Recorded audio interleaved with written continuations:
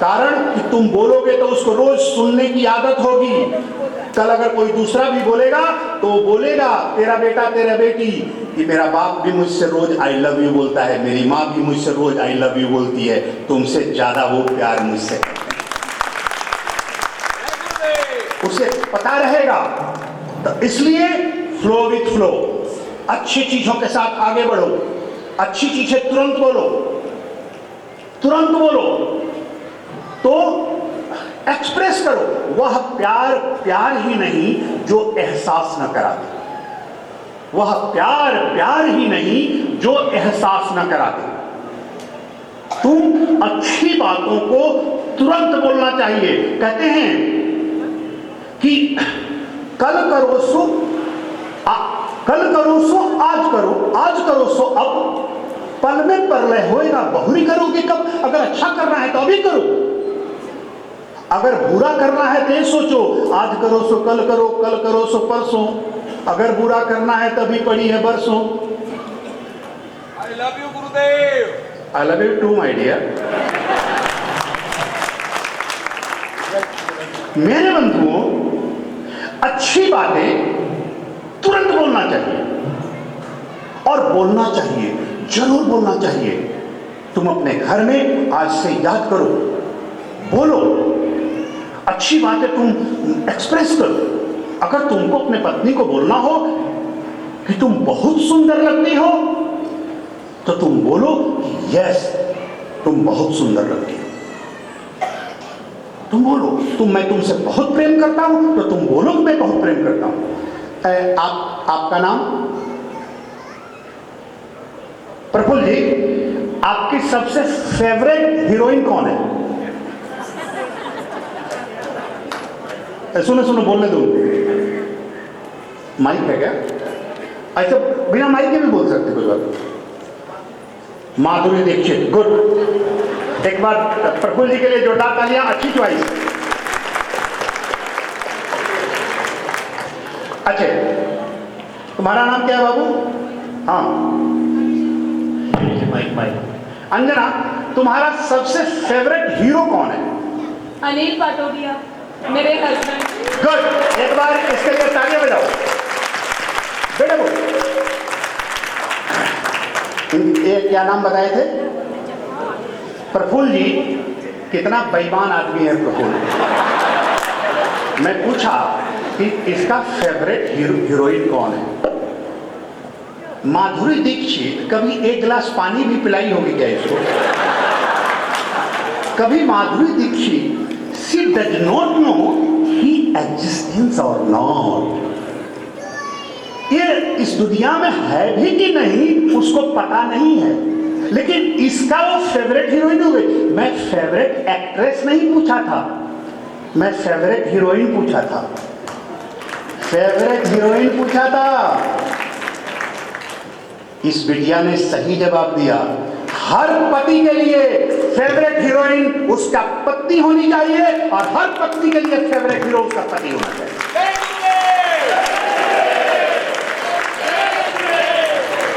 Actor actress कोई भी हो जाए, इसलिए कि हम परिवार में एक्टिंग नहीं करते हैं, परफॉर्म करते हैं, परफॉर्म करते हैं। हमारा जीवन परफॉर्मेंस से चलता है, हमारा जीवन एक्टिंग से नहीं चलता है, सिनेमा एक्टिंग से चलता है। तो प्रफुल्ल जी, आज से फेवरेट हीरोइन माधुरी दीक्षित नहीं, श्रीमती जी। माधुरी दीक्षित कैसे फेवरेट हीरोइन हो सकती है? उसको क्या पता आप एग्जिस्ट कर रहे हैं कि नहीं इस दुनिया में। अरे उसके पार्किंग में कितना कार है वो भी आपको पता नहीं है। ये तो बेईमानी हो गई। मेरे बंधुओं, पति के नजरों में दुनिया की सबसे सुंदर नारी उसकी पत्नी होनी चाहिए, और पत्नी के नजरों में दुनिया का सबसे सुंदर पुरुष उसका पति होना चाहिए। बच्चों के नजरों में दुनिया का सबसे आदरणीय महापुरुष उसके माता पिता होना चाहिए, और माता पिता के नजरों में सबसे प्रिय उसके बच्चे, बहू और उसकी बेटी होनी चाहिए।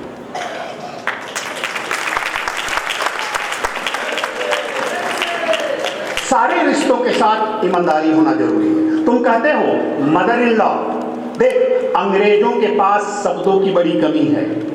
Mother in law, daughter in law, अगर तुम इसको हिंदी में बनाओ तो कहेंगे कानून की माता।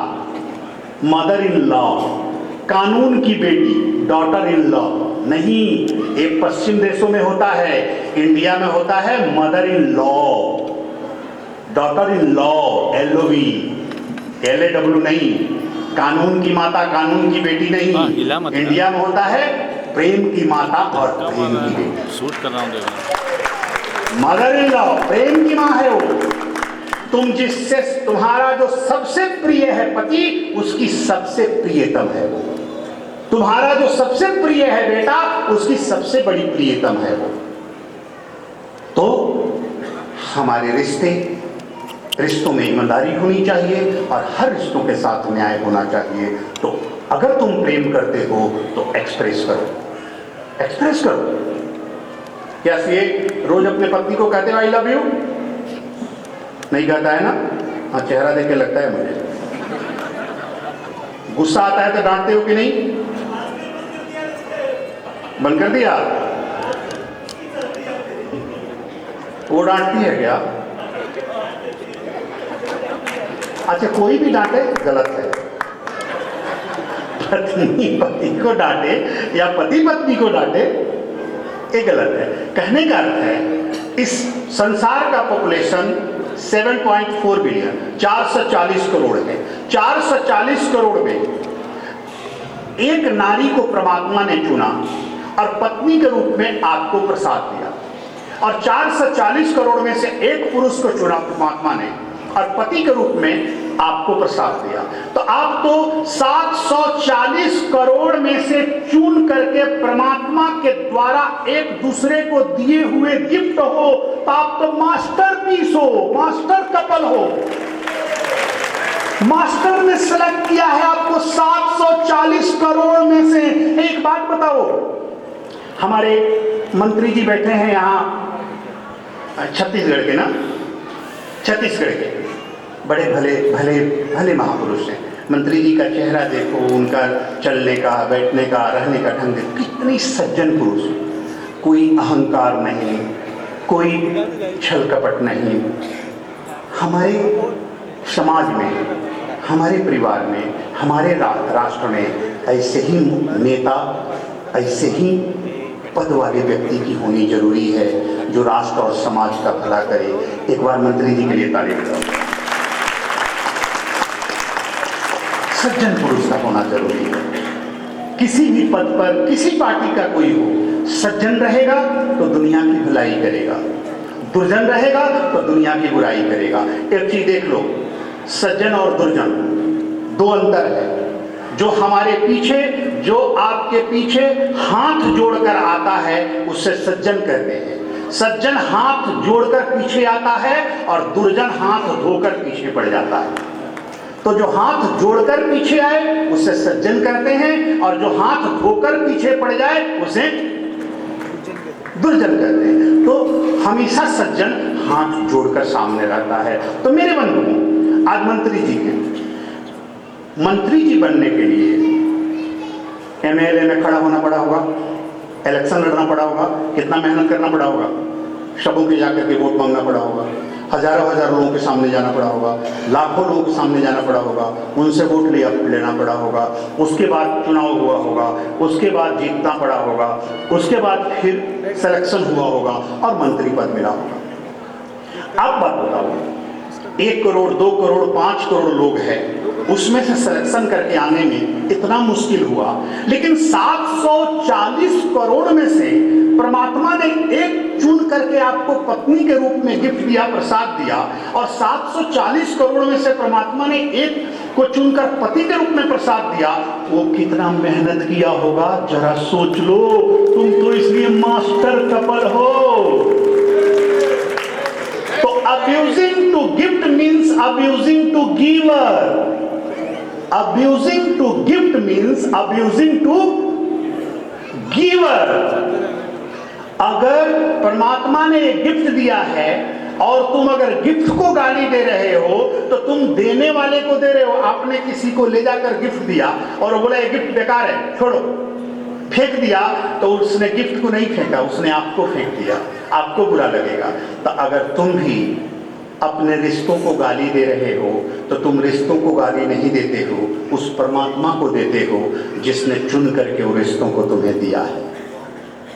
तो इसलिए कभी रिश्तों को गाली मत देना, रिश्तों को रेस्पेक्ट से एक्सेप्ट करना, हमेशा रिश्तों को आदर से स्वीकार करना, हमेशा आदर से स्वीकार करना। तो मेरे बंधुओं, एक्सप्रेस करो, परिवार में अच्छी चीजों को बोलो, अच्छी चीजों को एक्सप्रेस करो और डू नॉट रिएक्ट, रेस्पॉन्डेड। परिवार में कभी रिएक्ट मत करना। हमारी एक आदत है, छोटी छोटी बात में हम रिएक्ट कर देते हैं।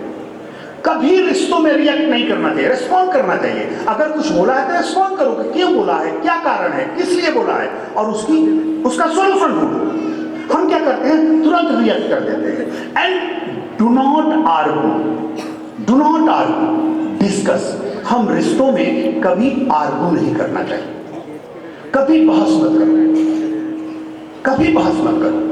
रिश्तों में हमेशा डिस्कस करो। Why do you know? Argue is bad thing, discussion is good thing. Why? Argues find out who is right and who is wrong. Discussion find out what is right and what is wrong. रिश्तों में कभी बहस नहीं होनी चाहिए, रिश्तों में हमेशा डिस्कस होनी चाहिए। बहस मत करो, वार्तालाप करो। बहस करोगे तो बहस एक होता है कि कौन सही है कौन गलत है, तो कौन जाकर डिसाइड करेगा कि कौन सही है कौन गलत है, कोई मानेगा ही नहीं इस बात को। लेकिन जब हम वार्ता करते हैं, जब बैठ करके उसका सॉल्यूशन ढूंढते हैं, तब उसमें पता होता है कि क्या सही है क्या गलत है। तो सब जानते हैं कि क्या सही है क्या गलत है। We can not change the truth but truth can change us. We can not change the truth but truth can change us. तो इसलिए रिश्तों में कभी बहस मत करना, कभी आर्गू मत करना, रिश्तों में डिस्कस करना। अगर कभी बहस छिड़ जाए, कभी कोई आर्गू करने लगे, तो तुम हार मान जाना, तुरंत सरेंडर कर देना, चुप हो जाना। जानते हो रिश्तों में हम हार कर जीत जाते हैं, हार कर जीत जाते हैं। कहते हैं some losses are the glorious of victory. कुछ हार भी जीत से बड़ी होती है, कुछ हार भी जीत से बड़ी होती है। एक पुरानी गाना था, तुम सुने होगे, जैसे ही अगर बहस छिड़ जाए तो तुम बोल देना, छोड़ो मैं हारी पिया, हुई तेरी जीत रे, काहे को झगड़ा भैया, नई नई प्रीत रे। बोल देना, क्या जाता है, कह देना छोड़ो मैं ही हार गया, तेरी ही जीत हो गई, काहे को झगड़ा भाई, नया नया ही तो प्रेम हुआ है। और रोज नया प्रेम होता है। जानते हो क्यों? तुम सुबह उठते हो तो कहते हो ना गुड मॉर्निंग। मॉर्निंग का अर्थ क्या है? मोर इनिंग। मॉर्निंग, मोर इनिंग। रोज एक नई इनिंग मिलती है जीने के लिए। इसलिए कि रात में जितने लोग सोते हैं, सुबह सब लोग जग नहीं पाते। हजारों के हजारों लोग ऐसे हैं जो रात में सोते हैं और सोए ही रह जाते हैं। अगर आज का सूर्योदय आपने देखा और कल का हम सब देखेंगे तो उस परमात्मा की कृपा है कि आज भी देखें और कल भी देखेंगे। पता नहीं उस लिस्ट में अपना नाम कब आ जाए, क्या पता। तो इसलिए live with happiness, not for happiness. खुशी से जियो, खुशी के लिए मत जियो। Live with happiness, not for happiness. खुशी से जियो। कारण we do not have any way to get happiness. Make happiness itself way to get everything. Sanskrit में कृष्ण कह रहे हैं कि भो वार्ता नित्यात अध्यात प्रतहस्तु दिव्यान कृतम दक्षहम नमामि सभ्यम अत्र वस्तुम हर्षितानाम दिव्यम प्रथम। एक बार खुशी पाने का कोई रास्ता नहीं है इस दुनिया में। खुशी को ही रास्ता बना लो सब कुछ पाने का। खुशी खुशी सब कुछ पा लो, खुशी पाने का कोई रास्ता नहीं। एक बात बताओ, आदमी गांव के लोग जब बहुत खुश होंगे तो कहते हैं बॉम्बे घूमने चलते हैं। क्या बॉम्बे में डिप्रेशन नहीं है क्या? बॉम्बे में लोग दुखी नहीं है क्या? बम्बई के लोग खुश होंगे चले अमेरिका घूमने चलते हैं, क्या अमेरिका में डिप्रेशन नहीं है क्या? स्विट्जरलैंड घूमने चलते हैं, हवाई और अलास्का घूमने चलते हैं, क्या वहां डिप्रेशन नहीं है क्या? तो खुशी पाने का कोई रास्ता नहीं है, खुशी खुशी ही सब कुछ पालो, और खुशियां कल पर मत छोड़ो, आज खुश हो लो। तो खुशी खुशी से जियो, खुशी के लिए नहीं, धर्म से जियो, धर्म के लिए नहीं। धर्म से जियो, धर्म सर पे नहीं होना चाहिए। सर पे कब तक ढोगे? एक पगड़ी मैं सर पे रखा हूं, सोने जाऊंगा उतार के रख दूंगा, सर दुख जाएगा, कब तक रखूंगा सर को?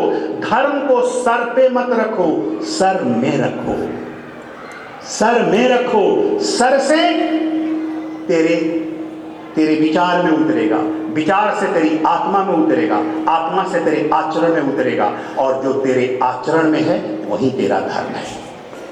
जो तेरे आचरण में है वही तेरा धर्म है, और सब तो किताबों की बातें हैं। तो मेरे बंधुओं, अपनी जीवन में, अपनी परिवार में अच्छी बातों को एक्सप्रेस करो, अच्छी बातों को बोलो, बुरी बातों को तुरंत रोको, छोड़ो, उसको मत बोलो।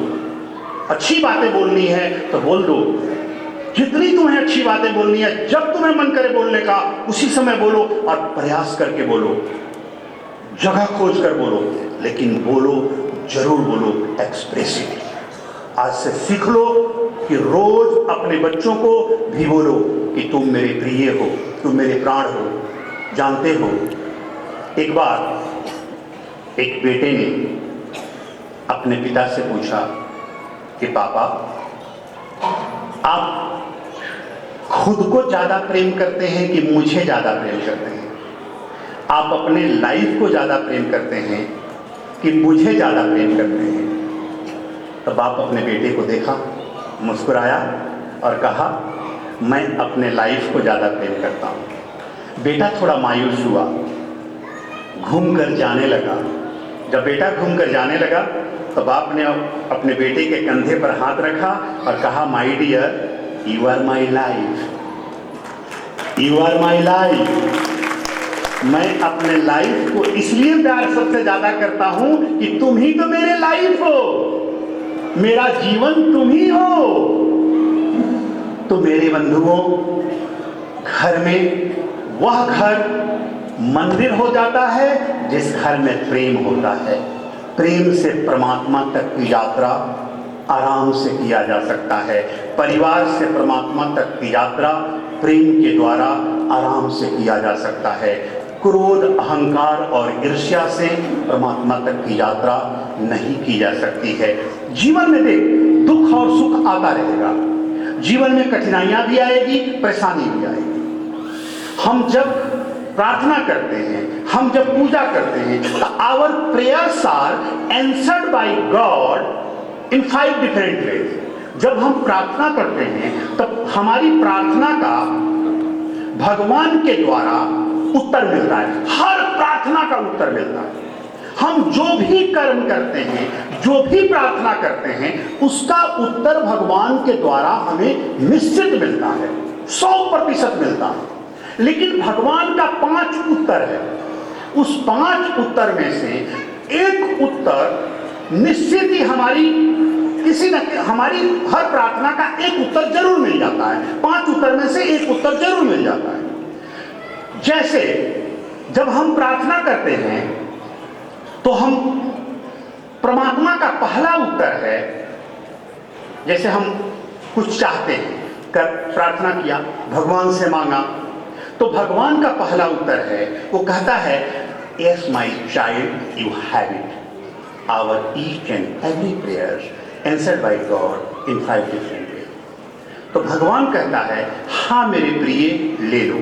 तो तुम जो मांगते हो भगवान उसे दे देता है। तो आदमी बहुत खुश हो जाता है, वो जो मांगता है उसे मिल जाता है, वो भगवान को धन्यवाद बोलता है, कृतज्ञता ज्ञापित करता है कि मैंने मांगा, मुझे मिल गया, बहुत खुश होता है। वो चाहा, वो मिल गया, वो बहुत खुश हो जाता है कि मैंने मांगा, मैंने गुरु से कहा, मैंने भगवान से कहा, मैंने जो कहा वो मिल गया, चमत्कार हो गया, ये हो गया, वो हो गया, बहुत खुश होता है। लेकिन मेरे बंधुओं, भगवान का एक ही उत्तर नहीं होता है। एक ही उत्तर नहीं होता। देखो, तुम इस दुनिया में आए हो, दुनिया में तेरी जो कार्य है कुछ संसारिक कार्य है और कुछ आध्यात्मिक कार्य है। तेरा स्थूल शरीर है, सूक्ष्म शरीर है, आध्यात्मिक जीवन है और संसारिक जीवन है। तो संसारिक जीवन में तुम अपने सुंदर जीवन को करते हो, आगे बढ़ाते हो, राजा बनना चाहते हो, बड़ा बनना चाहते हो। आध्यात्मिक जीवन में तुम मुक्त होना चाहते हो, भगवान का साक्षात्कार करना चाहते हो, आत्म अनुभव करना चाहते हो, सत्य का अनुभव करना चाहते हो, ईश्वर का अनुभव करना चाहते हो, ईश्वर का साक्षात्कार करते हो। अब देखो, what, when, where, it is easy to explain।